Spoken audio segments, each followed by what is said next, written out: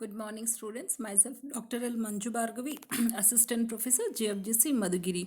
Course BCom, Subject Commerce, Paper Corporate Accounting 1, Topic Introduction, Problems on Net Asset Method when nominal value of different equity share capital is same but paid up value is different. The topic which would be covered in this session are introduction and problems on net asset method when nominal value of different equity share capital is same but paid up value is different. Objective of learning to familiarize the students with the concept of introduction, problems on net asset method when nominal value of different equity share capital is same but paid up value is different. Session outcome. The students will be able to understand the concept of introduction and how to solve problems on net asset method when nominal value of different equity share capital is same but paid up value is different. Let's look into the introduction part. There are many circumstances where values of shares are required for various accounting purposes. In such cases, the value that is taken not par value but the market value. The market value of the share is nothing but the value quoted in the stock exchange.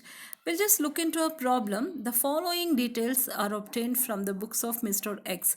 He has shareholders fund, share capital 10,000 equity shares of rupees 10 each fully paid, 10,000 equity shares of 10 each but 7.50 paid per share paid up, and 10,000 equity shares of 10 each and rupees 5 paid up, that would come to 50,000, and general reserve 50,000 and current liabilities comes to 1 lakh. So these are the different paid up values of shares, but if you observe the nominal value of all the shares are same.